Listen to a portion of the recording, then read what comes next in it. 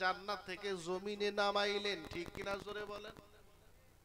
আল্লাহর নবী আদম আল্লাহকে বলছেন, আল্লাহ একটা জিজ্ঞাসা করতাম তোমাকে, বলে কি? বলে তোমার পরে যিনি আমাদের শ্রেষ্ঠ নবী যাবেন তারপরে তো আর কোনো নবী আসবে না কিয়ামত পর্যন্ত। বলে না। বলে নবী না আসার কারণে তারা পথ ভুলে অনেক গুনাহে জড়িয়ে যাবে। আমি একটা লাকজিস করার কারণে জান্নাত থেকে জাহান্নামে দুনিয়াতে চলে গেলাম, সরি জাহান্নামে নয় জান্নাত থেকে দুনিয়াতে চলে গেলাম। এ মাবুদ, উম্মতে মুহাম্মদী যারা শেষ নবীর উম্মত হবে, কতই না অপরাধ করবে, কতই না গুনাহ করবে, আল্লাহ তাদেরকে তুমি কোথায় পাঠাবা বলো? আল্লাহ বলে, আদম তুমি জানো না আমি শেষ নবীর উম্মত যাদেরকে বানাবো তাদেরকে স্পেশাল কোচ রেখে দিয়েছি। এই আদম, তাদের মুসা নবীর উম্মত বানাবো না, ঈসা নবীর বানাবো না, ইব্রাহিম নবীর বানাবো না, আমি তাদেরকে স্পেশাল কোচিং রেখে দিয়েছি, তাদেরকে আগে থেকেই ভাগ্যবান করে দিয়েছি। ও আদম শুনিকে দাও, আমার শেষ নবীর যারা উম্মত হবে তারা বড় ভাগ্যবান হয়ে জন্ম নেবে। জোরে বলুন। আমার স্পেশাল নবীর উম্মত যারা হবে তারা ভাগ্য নিয়ে জন্ম নেবে। বলে কেন? বলে আদম শুনে রাখো, ওই আমার উম্মতে মুহাম্মাদি সারাদিন 12-24টি ঘন্টা, এই 24টি ঘন্টার মধ্যে যত গুনাহ করবে গো আদম, আমার আল্লাহ বললেন হাবিবের উম্মত একবার মহাব্বত ঈমানের সাথে পড়বে লা ইলাহা ইল্লাল্লাহ মুহাম্মাদুর রাসূলুল্লাহ, আমি আল্লাহ তাদের গুনাহগুলো মাফ করে দেব। আরো জোরে বলা যায় না? নাম্বার 2, আমার আল্লাহ বললেন আদম শুনে রেখে দাও, জেনে নাও, আমি শেষ নবীর উম্মতকে কত ভাগ্যবান করেছি, তাদের নসিব কত চওড়া করেছি, তাদের কপাল কত খুলে দিয়েছি, তাদের খালি অফারের প্যাকেজ কত দিয়েছি। বলে কত? বলে আমার হাবিবকে দেব একটা সাপ্তাহিক দিন, দিনটির নাম হবে শুক্রবার। কি বার বললাম? আমার নবী যখন 622 খ্রিস্টাব্দে মক্কা ছেড়ে মদিনায় গেলেন, নোট করে রেখে দেবেন, গভীর মনোযোগ। ছাত্র যদি ভালো মনোযোগ দিয়ে ক্লাস করে ওই ছাত্র অটোমেটিক রেজাল্ট ভালো করবে, আর ছাত্র যদি ক্লাসে বই খুলে দিয়ে উপরে ধারের কারাকীর্তি দেখে ও রেজাল্ট প্রাইভেট দিয়েও ভালো করা যাবে না। মনোযোগ দরকার। রাত্রি যতই গভীর হোক না কেন রে যুবক, এমন একটা সময় আমরা বসেছি,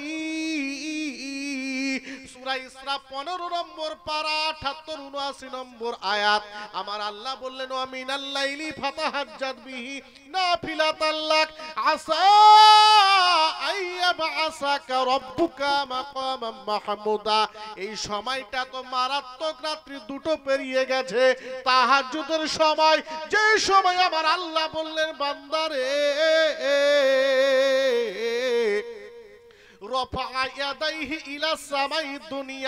আমি আল্লাহ আসমানের প্রথম দিকে তোরা হাত উঠাইয়া দে, জমিনের নিকটতম আসমানের দিকে তোরা হাত বাড়াবি। রফায়াদাইহি, তোদের হাত দুটো উঠতে দেরি, আমি আল্লাহ গাফুর রহিম হতে দেরি করব না। আরো জোরে বলা যায় না? আমার আল্লাহ নবীজি বললেন, মিশকাতের হাদিস 85 পৃষ্ঠার হযরত আনাস বিন মালিক বর্ণনা করেছেন, যারা নবীর কথা একটু শুনে রাখো যুবক, কাজে লাগবে।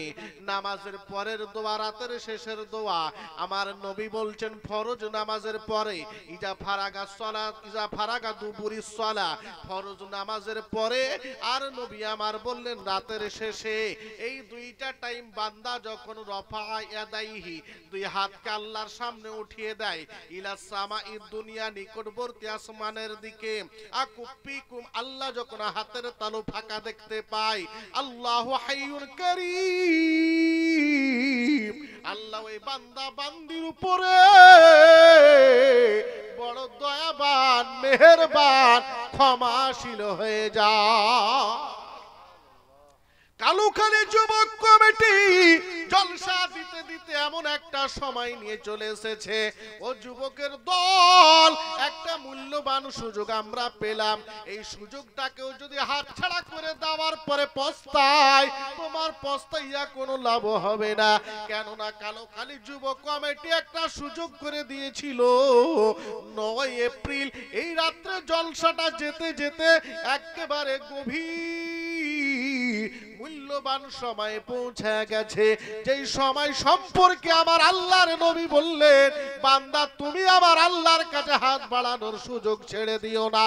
এমন একটা সময় আমরা জলসায় বসেছি, ইমানদার আল্লাহওয়ালা যত বান্দা দুনিয়াতে আছে, আরে বান্দা কালুখালীর কেউ আর বিছানাতে নাই।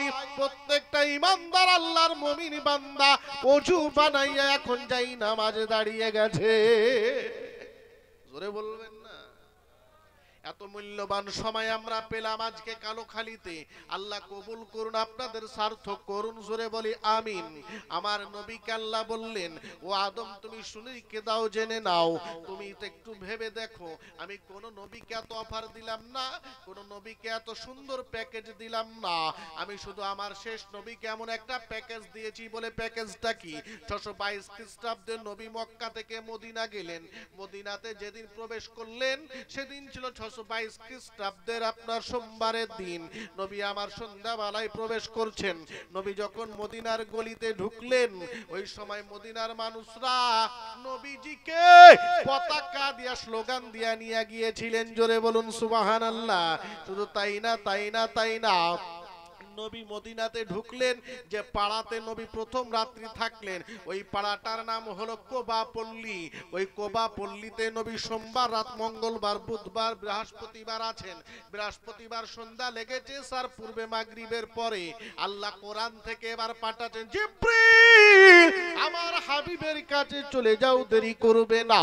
বলে কি করব? তোমার নবীর কাছে গিয়ে বলে চলে যাও, দেরি করবে না।